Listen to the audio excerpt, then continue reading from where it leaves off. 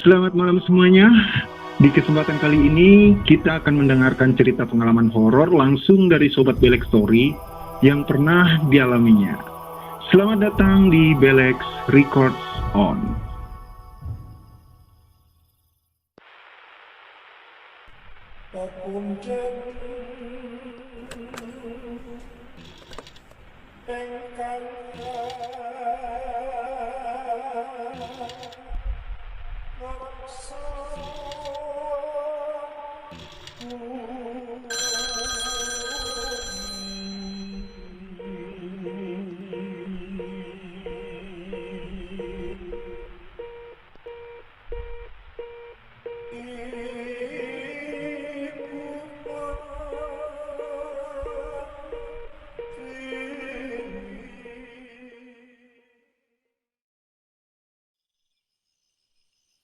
Pada malam hari ini kita ditemani oleh sobat kita bernama Kak Nana dari Kota Bekasi.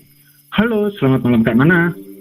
Hai, halo, assalamualaikum, selamat malam Abang Belex. Apa kabar Kak? Sehat? Alhamdulillah sehat, Abang Belex sehat kan ya? Coba kenalkan diri ke sobat semua Kak. Oke, terlebih dahulu perkenalkan nama saya Nana. Saya berasal dari satu kota di Jawa Tengah, di daerah Solo dan sekitarnya. Oh, Kak Nana aslinya dari Solo ya? Ya, itu Sekarang tinggal di Bekasi. di Bekasi ya, tinggal di Bekasi. Jadi Kak Nana ini punya pengalaman horor ya Kak? Enggak horor sih sebenarnya, lebih ke sad story aja gitu, cerita tentang kakak saya gitu kan. Oke, jadi bisa langsung aja diceritakan ke sobat semuanya Kak. Oke. Jadi aku adalah anak ke-12 dari 13 bersaudara. Aku tinggal di sebuah desa di daerah Solo dan sekitarnya. Dan itu daerah kecamatannya tidak terlalu ramai juga.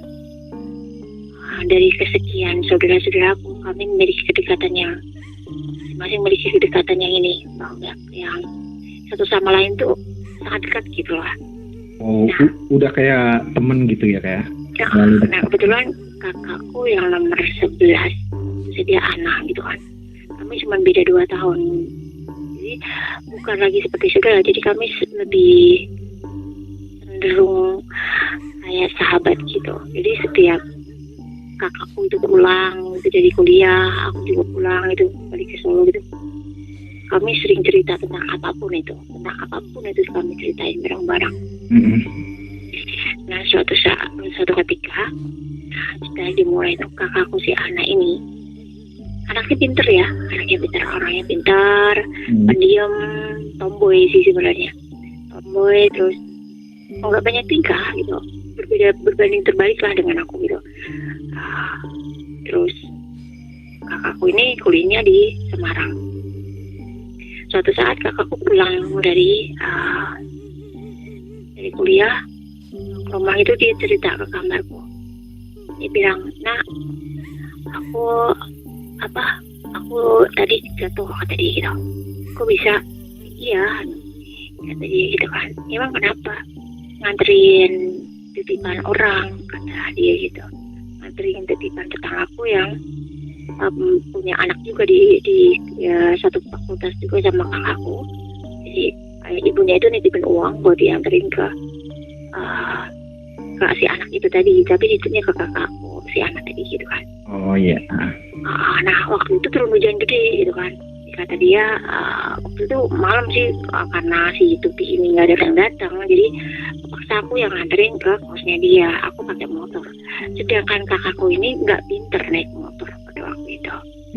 Jadi dia nekatlah, daripada nanti keburu si Tutinya ini keburu butuh uang ya kan, buat namanya kuliah gitu kan, kebutuhan. Jadi aku buru-buru nganterin ke kosnya. Dalam perjalanan kakakku jatuh. Mungkin jatuhnya nggak terlalu keras atau bagaimana, jadi nggak dirasa pada saat itu. Terus ketika pulang aku cerita itu semua. Malam habis cerita itu kami sempat dengerin Greatest Memories ya di radio gitu. Oh iya. Nah, di radio itu kami sering debat tentang lirik lagu yang benar mana, yang ini benar, yang mana gitu. Ya kayak biasanya lah anak-anak muda yang cerita apa aja diceritain, apa aja dibanyolin gitu. Terus pagi itu hari Senin, tiba-tiba kakakku tuh ngeluh sakit sama ibu. Bu, badanku sakit, kata beliau tuh. Badanku sakit, katanya. Nggak enak, katanya. Terus kata ibu diobatin, ya dikasih obat dan lain sebagainya. Malam, begitu malam datang, itu badannya panas, cuman dia berasa kedinginan sekali itu hari Senin ya. Hari Senin tuh si kakak merasa dingin kedinginan yang teramat sangat itu, sampai selimut semua bertumpuk-tumpuk itu dipakein jaket, selimut kaos kaki dipakein tutup kepala, terus sampai ditindih sama ibu, sampai ditindih sama aku, sama saudara-saudara gitu kan, saudara perempuan ya. Sampai ditindih lagi pakai kasur, cuman si kakakku bilang masih dingin sekali ibu, masih dingin sekali, kata kakakku kayak gitu. Kakakku itu kalau sakit dia nggak pernah ngeluh apapun, jadi mungkin ini karena sudah saking berasanya, jadi dia ngeluh seperti itu kan. Nah, karena khawatir ibu, kami sekeluarga bawa ke rumah sakit gitu, cuma di daerah kami yang di kecamatan kecil itu nggak bisa gitu kan. Jadi kakak harus dibawa ke pusat kotanya di daerah Solo. Oh, ke rumah sakit besar. Dirujuk di situ karena kakak itu panasnya luar biasa, lebih dari 40 kan.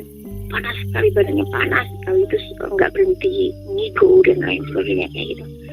Kakak dibawa ke satu rumah sakit pada hari Senin itu. Senin masuk rumah sakit. Di situ kakak didiagnosa sakit tipes sama dokternya. Diobatin lah dengan tipes gitu kan, obat-obatan ya buat menghilangkan gimana sih, menurunkan panas dan lain sebagainya itu, tapi dengan diagnosa sakit tipes kan. Kemudian begitu diobservasi lagi ternyata kakakku itu meningitis kan. Tapi nggak tahu ulu-alam kenapa dokternya sampai salah diagnosis ya, nggak tahu pada saat itu, karena pada saat itu aku buta dong soal kayak gitu. Tahunya kakak sakit panas ya, berarti itu demam dan ada penyakit-penyakit yang lain sebagainya. Dan aku juga nggak mikir kalau kemarin kemungkinan bentuk jatuh itu karena mungkin ngerasain sakit kepala dan lain sebagainya, itu menyebabkan dia jatuh. Itu aku juga nggak tahu. Oh, jadi ini kak anak ini ngerasain badannya dingin, sakit ini semenjak dia jatuh dari motor itu ya, Kak? Iya, jatuh dari motor itu dia ngerasain badannya panas sekali. Kalau kita pegang tuh panas banget, cuman kakak ngerasa dingin sekali, kata dia gitu. Terus saya lanjutkan ya, kembali ke dokter tadi kan. Kemudian karena kemudian habis di tipes, mungkin aku juga nggak tahu maksudnya kenapa sih seperti itu. Maksudnya bisa dokter, hasil diagnosis dokter kok bisa salah kayak gitu. Tapi kita nggak menjadikan itu satu masalah besar, karena yang penting tindakan dokter segera dilakukan gitu kan. Yaitu kemudian dokter bilang bahwa ini bukan sakit tipes, tapi ternyata meningitis gitu. Menyusul hasilnya, rasanya menyusul.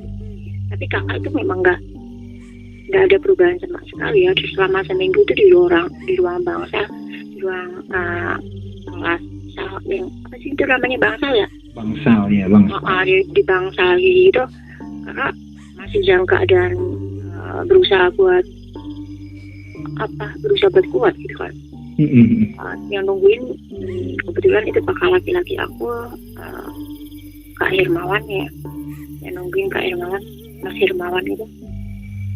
Dia nungguin karena memang beliau itu lagi cuti buat kuliah, jadi nungguin adiknya. Dan yang lain-lain suka silih berganti, ibu sama yang lain suka silih berganti buat nungguin, karena memang kita dari keluarga besar, jadi gonta ganti gitu, kita bagi-bagi shift gitu.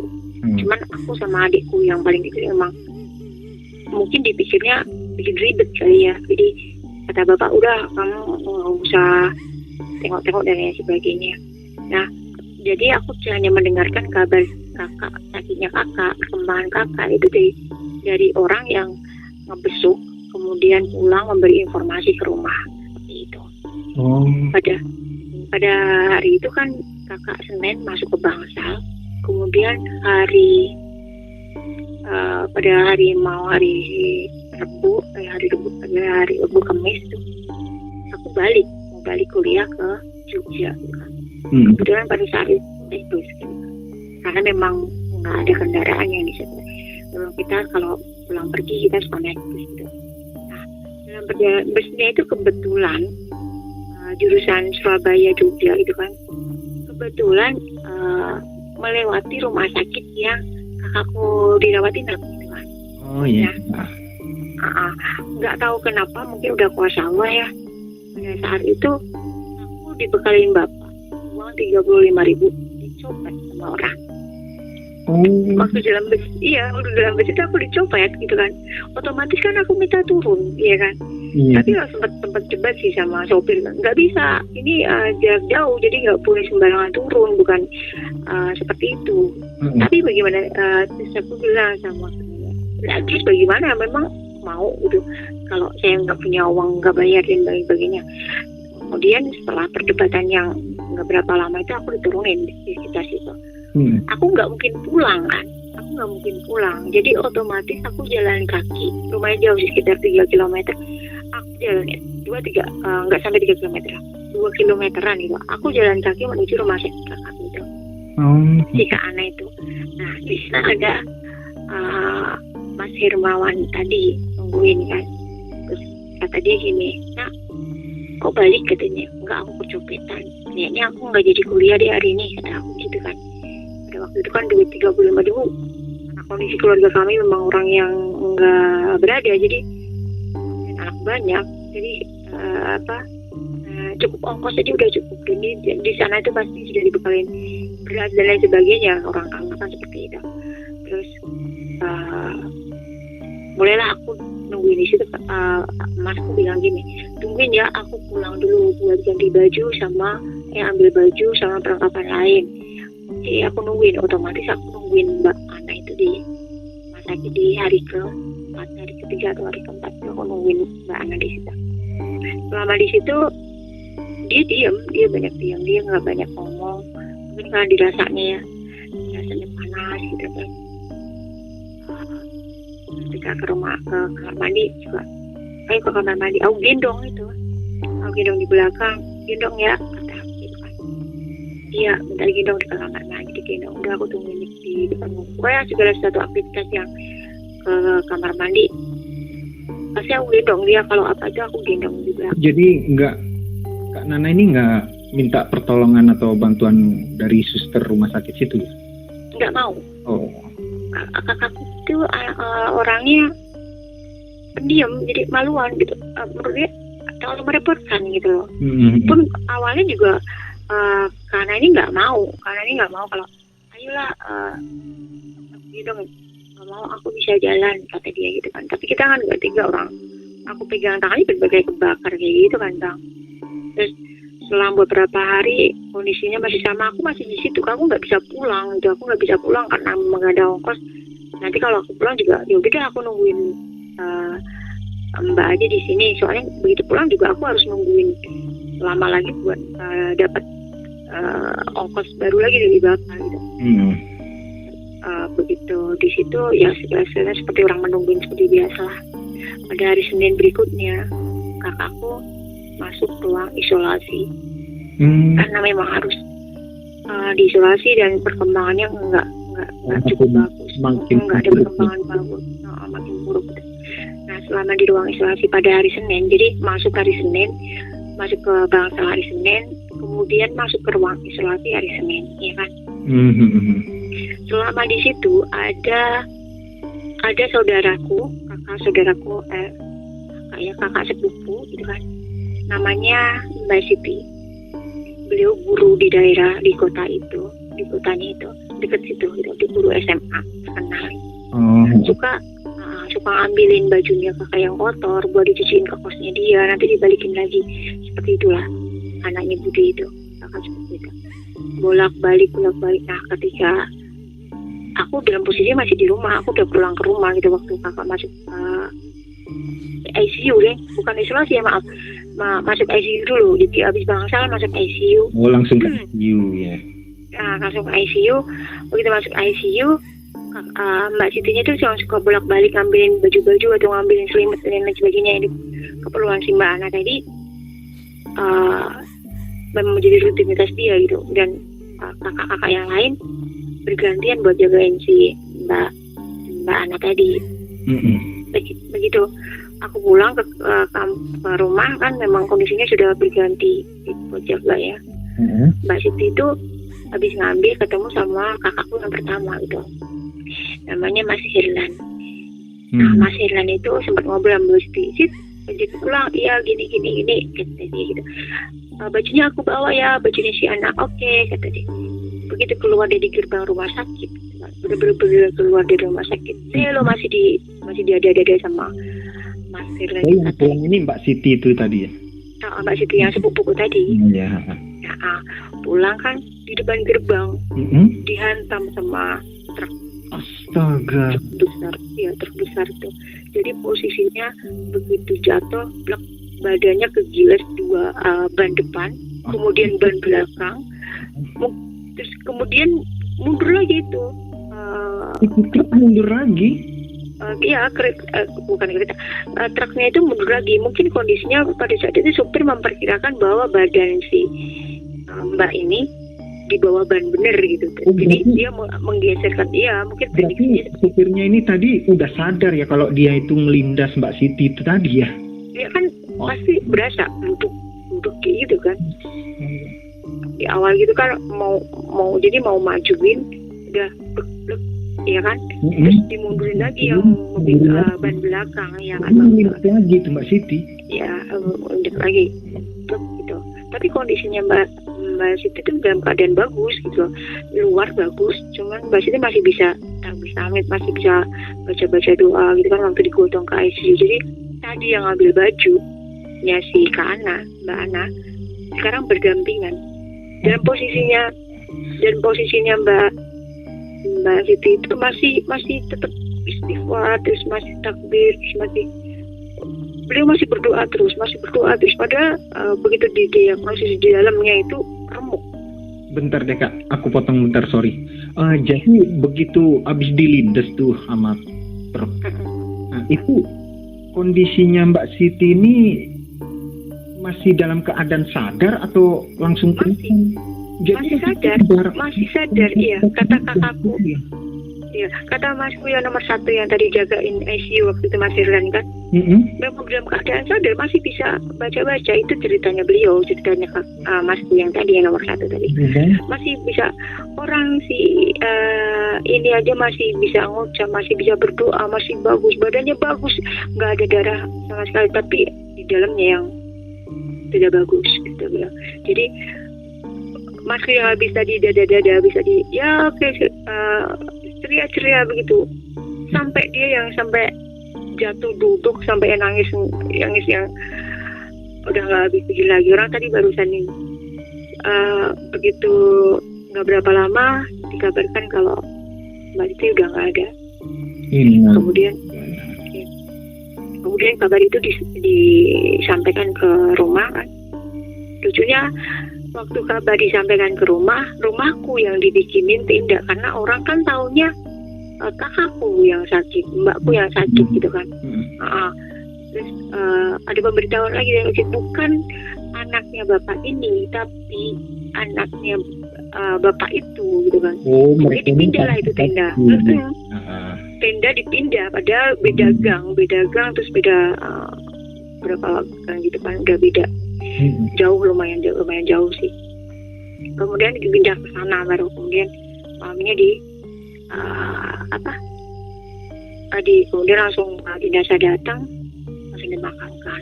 Dan kondisinya memang bagus, di luar itu sangat bagus sekali itu. Nah, kembali ke cerita mbakku tadi. Begitu setelah kematian Mbak Siti tadi, pada hari Senin Mbak Evi masuk ke ruang isolasi. Jadi dari bangsal hari Senin, kemudian ICU hari Senin, kemudian isolasinya masuk isolasi hari Senin lagi. Jadi hari 7 hari pas gitu ya? Iya, nggak tahu bulu halam bisa. Kita juga nggak punya pikiran sampai kok bisa hari Senin, kok bisa hari Senin. Itu kita baru mikirnya setelah Mbak ini nggak ada itu. Iya ya, kok pasti pas hari Senin gitu. Dan indahnya Mbak sepupu itu meninggal pada hari Jumat. Jadi sepupuku yang tadi itu meninggalnya pada hari Jumat. Jadi Mbak Putih itu meninggal hari Jumat. Pada hari Jumat. Jadi begitu kakakku mbakku jadi pindah ke isolasi hari Senin, yang jagain aku sama masku yang Hermawan tadi, bukan yang Herlan tapi Hermawan. Oh iya. Aku di situ ya jagain karena kondisi kakakku koma kan, si Mbak Ana ini koma, jadi dia nungguin orang koma gitu aja. Kita ya melakukan aktivitas kayak biasa sambil doa, sambil zikir, sambil segala macam. Nah, pada malam hari Minggu malam sekitar jam 10, Masku Mas Hirmawan, kita masih tidur semua. Mas Hirmawan itu seperti dibangunin nama orang, dan orangnya itu katanya almarhum Mbak Siti. Oh, di rumah sakit? Di rumah sakit, di ruang isolasi itu. Dia bilang gini, Wan, si Ana aku bawa ya, aku ajak ya. Ngomong gitu Mbak Siti? Iya, dan baunya itu bener-bener harum melati, harum banget, dan itu bunga kesukaannya. Kami sekeluarga itu senang sekali dengan bunga melati. Jadi nggak tahu kenapa seperti itu ya. Jadi keluarga Budi juga semuanya itu senang sama bau melati itu, senang. Pun yang Mbak Ana ini juga senang banget bunga melati. Jadi waktu itu datang, mungkin antara iya sadar enggaknya si masku ini seperti didatengin dia itu, wajahnya cantik gitu kan, wajahnya bagus gitu, datang sama dia wajahnya bagus, kemudian minta izin, Wan, si anak aku ajak ya. Itu malam Senin ya, Minggu malam jam 10 jam 11-an lah. Terus masku itu bilang gini sama aku, nah cerita ke aku kan, jadi ini aku kan agak horor ya, maksudnya di rumah sakit cerita kayak gitu lah, nggak ada apa-apa lah kataku, bakal baik-baik saja gitu. Nah, baliklah kita tidur lagi, Mas jagain aku, tidur di bawah di lantai itu kan. Jam 2 lebih 5 menit tuh aku ditendang sama masku tadi, bangun katanya gitu kan, Nana bangun nih, emang kenapa? Si Mbak Anak aku samperin tuh, aku berdiri sama kita, ternyata mbakku itu dalam keadaan lagi sakaratul maut. Dan bodohnya di situ aku memang orangnya lagi panik atau bagaimana. Aku nggak ngajakin dia untuk syahadat atau bagaimana, tapi ngajakin dia istighfar. Mungkin itu yang hal terbodoh yang pernah aku lakukan. Itu ya karena mungkin panik ya Bang ya, jadinya aku merasa nggak aku harus ngomong apa gitu, berbleng. Dan masku kondisinya lagi memanggil dokter sama suster kan, waktu itu memang nggak bisa manual, benar-benar manual, nggak ada bel. Biasanya kan ada bel ya, jadi nggak ada di ruang itu tuh. Jadi ini kita masuk lari ke ruang dokter, ke ruang perawat, akunya nungguin sendirian di situ. Jadi aku yang ngeliatin ketika mbakku itu nggak ada, 2 kali napas. Ketika masku balik udah nggak ada. Innalillahi. Ya pas itu nggak ada. Terus dalam keadaan baik, dalam keadaan cantik, dalam keadaan mudah gitu kan. 2 kali napas kayak orang ngorok gitu aja, gitu aja udah nggak ada. Jadi nggak susah ya, nggak lama ya? Iya, ya alhamdulillah nggak lama gitu. Mungkin ya karena kakakku ini kan juga belum menikah, terus kelakuannya juga nggak bandel, anaknya baik, nurut, diem, ibadahnya juga bagus, mungkin yang seperti itulah. Terus banyak didoain sama orang yang mungkin banyak kebaikan yang udah aku lakukan buat orang banyak gitu.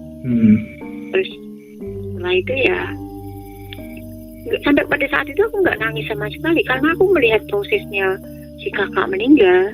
Jadi karena aku melihat dia nggak kesakitan atau dia nggak ngapa-ngapain, jadi ikhlas, benar-benar ikhlas dan nggak nangis sama sekali.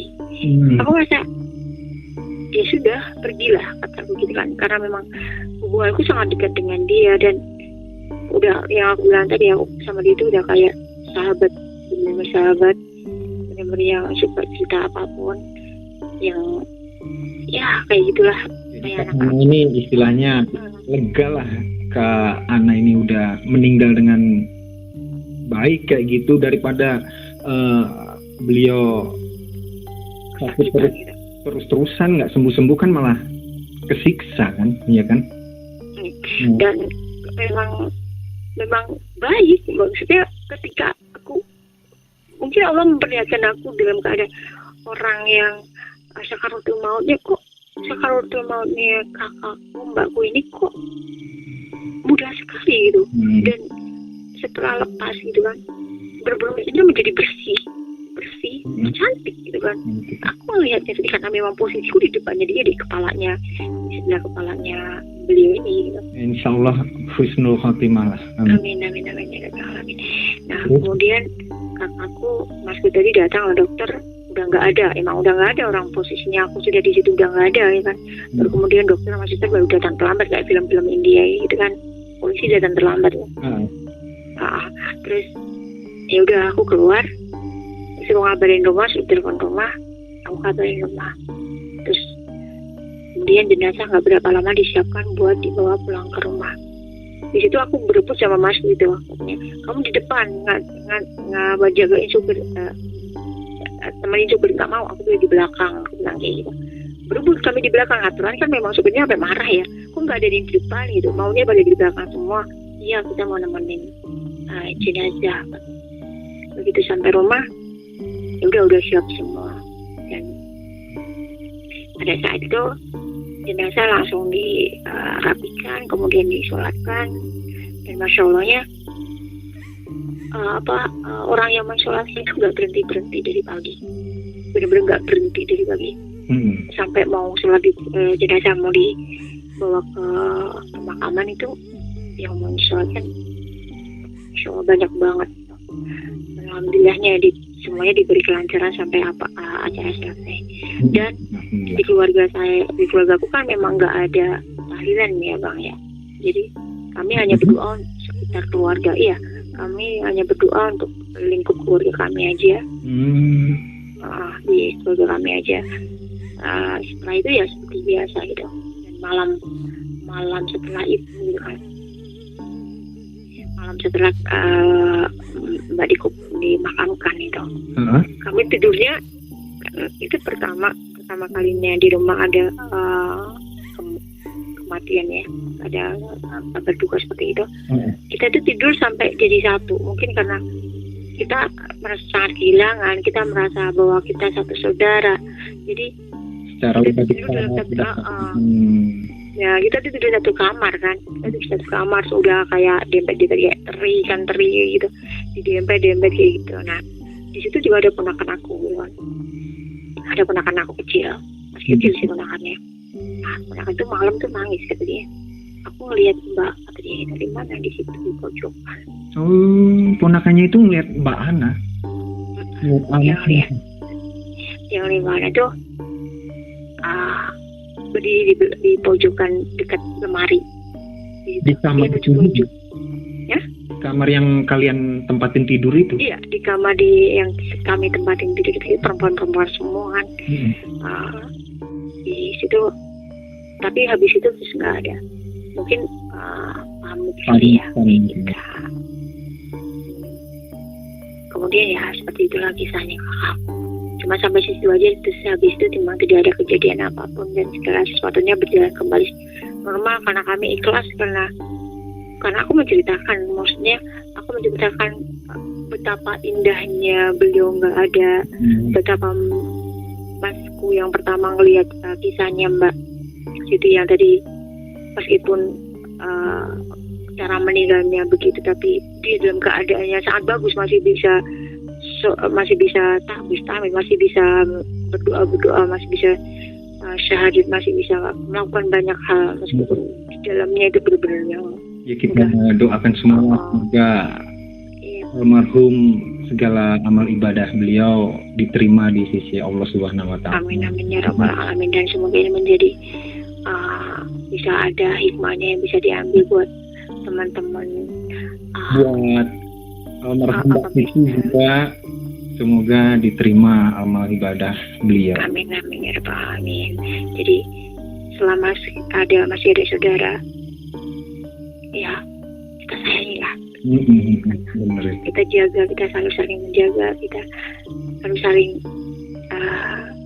jangan mungkin kadang-kadang kalau kita bersaudara ada pergulatan atau berantemnya kayak gitu, cepatlah memaafkan, cepatlah saling memberi maaf atau meminta maaf, karena kita nggak tahu kan kapan tuh kita membutuhkan dia atau dia membutuhkan kita, atau pada saatnya kita harus berpisah yang seperti itu. Dan rasa kehilangan itu malah datangnya setelah beberapa bulan berikutnya, udah merasa suka menangis lagi kalau ingat sama beliau ini. Ya kayak gitulah Bang Bele. Ceritanya lumayan. Seperti itu saja, dan semoga bisa diambil Ini cerita sebenarnya cerita yang bikin kita jadi sedih juga ya, yang bisa diambil hikmahnya juga dari ceritanya Kak Nana ini. Oke, jadi gitulah Sobat Belek Story semuanya. Itulah cerita dari Kak Nana dari Bekasi. Terima kasih Kak Nana udah berbagi cerita dan menemani kita semua pada kesempatan kali ini. Sehat selalu ya buat Kak Nana. Sehat selalu buat Bang Bele. Keluarga, selamat menjalankan ibadah puasa. Semoga lancar terakhir ya Kak. Amin. Amin amin, terima kasih buat semuanya. Sama Kak. Oke, buat kalian yang punya kisah menarik dan pengalaman horor, bisa kirim cerita kalian di email belekstory@gmail.com ya. Cerita yang paling bagus nanti aku akan kisahkan di video selanjutnya. Terima kasih udah klik video ini. Like jika kalian suka dengan videonya. Tekan tombol subscribe buat kalian yang belum subscribe ya. Selamat menjalankan ibadah puasa buat kalian menjalankannya. Selamat malam, selamat beristirahat. Sampai ketemu di video selanjutnya. Terima kasih.